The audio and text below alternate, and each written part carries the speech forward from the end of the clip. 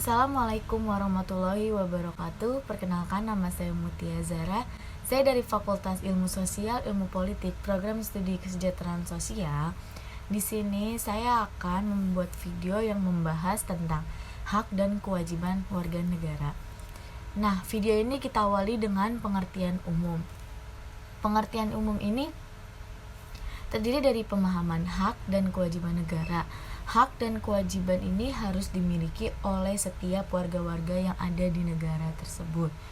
Nah, jadi tujuan adanya hak dan kewajiban yang ada di sebuah negara ini untuk memastikan semua warga-warga yang ada di negaranya ini bisa menghargai hak dari dirinya dia sendiri dan juga hak orang-orang lain, serta warga-warga negara ini juga bisa melakukan kewajibannya sebagaimana sudah tertulis di dalam undang-undang.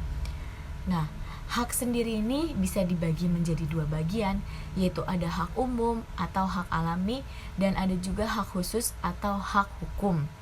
Nah, hak secara umum ini merupakan apa yang kita ketahui tentang suatu hak.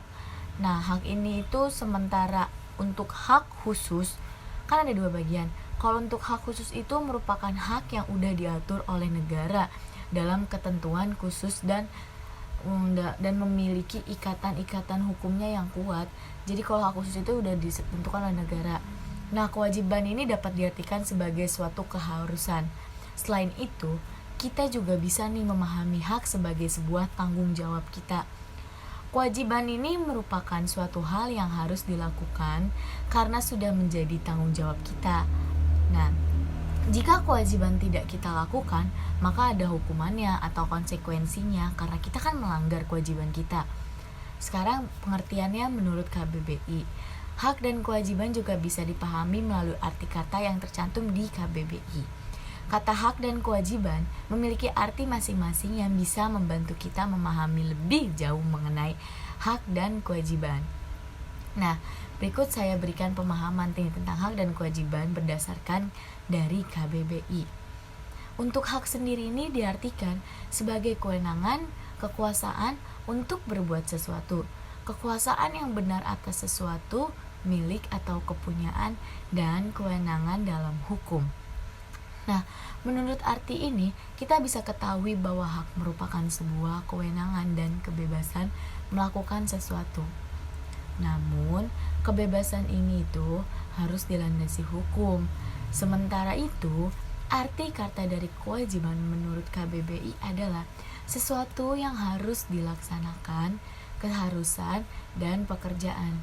Jadi jelas sekali bahwa kewajiban ini adalah suatu hal yang harus dilakukan. Kewajiban menjadi sebuah pekerjaan atau tugas yang harus dilaksanakan. Sekarang ada juga pengertian menurut para ahli. Yang pertama menurut Sudjarno Sukanto. Sudjarno Sukanto ini membedakan hak menjadi dua pengertian, yaitu ada hak searah atau relatif, ada juga hak jamak atau arah atau absolut. Hak searah merupakan hak yang ada dalam hukum perjanjian. Contohnya itu adalah hak menagih yang artinya sudah ada perjanjian atau ikatan untuk ditagih. Sementara itu, hak jamak arah terdiri dari 4 jenis hak. Yang pertama ini ada hak dalam hukum tata negara. Yang kedua ada hak kepribadian atas tubuh dan kebebasan. Yang ketiga ada hak kekeluargaan atas suami, orang tua, dan anak. Dan yang keempat ada hak cipta dan hak atas merek atau paten. Yang kedua ini menurut Curzon. Curzon membagi hak menjadi 5 kelompok. Hak sempurna dapat dipaksakan melalui hukum. Hak utama adalah hak yang diperluas hak-hak tambahan. Hak publik adalah hak yang dimiliki oleh masyarakat. Hak positif adalah hak melakukan perbuatan-perbuatan tertentu. Hak milik adalah hak yang berhubungan dengan barang atau kedudukan.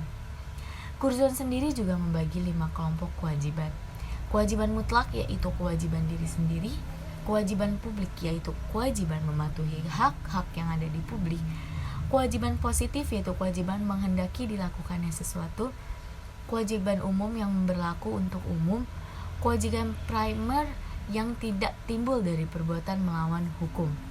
Nah, yang ketiga ini menurut Profesor Dr. Noto Negoro. Pengertian hak dan kewajiban warga negara menurut para ahli dimulai dari Profesor Dr. Noto Negoro. Beliau mengungkapkan bahwa hak adalah sebuah kuasa untuk menerima atau melakukan suatu hal yang memang semestinya diterima atau dilakukan. Nah, dalam hal ini tidak bisa dilakukan atau diterima oleh pihak yang lain. Profesor Dr. Noto Nogoro menyatakan kewajiban sebagai sebuah beban memberikan suatu hal yang sudah semestinya diberikan oleh pihak-pihak tertentu. Dalam hal ini, tidak bisa diberikan oleh pihak yang lain dan sifatnya bisa dituntut secara paksa jika tidak dipenuhi. Nah, kewajiban juga diartikan sebagai suatu hal yang harus dilakukan. Berikut ada juga contoh hak warga negara. Nah, menurut pasal 28B ayat 1 dan 2, warga negara memiliki hak untuk membentuk sebuah keluarga dan menikah secara sah. Nah, selain itu, warga negara juga memiliki hak untuk hidup, tumbuh, dan berkembang.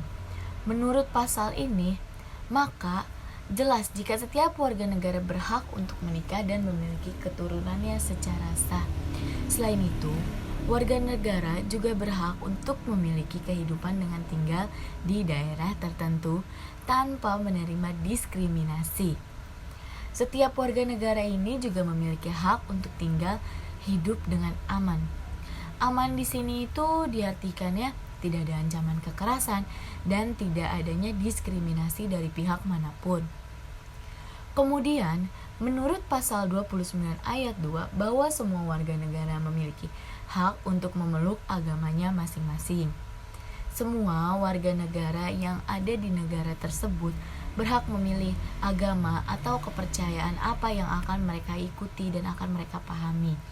Kemudian, semua warga negara juga berhak melakukan ibadah sesuai dengan agamanya sendiri mereka tanpa adanya gangguan dari siapapun. Jika Islam ke masjid atau Kristen ke gereja. Contoh lainnya itu ada juga menurut pasal 28C ayat 1, bahwa semua warga negara berhak mendapatkan pendidikan. Menurut pasal tersebut, setiap warga negara ini memiliki hak untuk meningkatkan kualitas dirinya. Tidak ada yang bisa menghalangi seseorang untuk mendapatkan pendidikan atau untuk mendapatkan ilmu agar kualitas hidupnya ini lebih meningkat. Nah, selain ada hak, ada juga kewajiban nih. Hak dan kewajiban warga negara ini harus selalu seimbang. Menurut pasal 27 ayat 3, setiap warga negara wajib untuk membela negaranya. Banyak hal yang bisa dilakukan oleh warga negara untuk membela negaranya, atau bisa juga kewajibannya. Salah satu contohnya adalah dengan melawan organisasi atau melawan kelompok tertentu yang ingin memecah persatuan bangsa. Nah, setiap warga negara ini juga wajib untuk menaati peraturan dan hukum yang berlaku di negara tempat ia tinggal. Hal ini sesuai dengan isi pasal 27 ayat 1. Setiap warga negara harus bersedia untuk mengikuti semua peraturan dan hukum, serta wajib menerima sanksi apabila ia melanggar peraturan.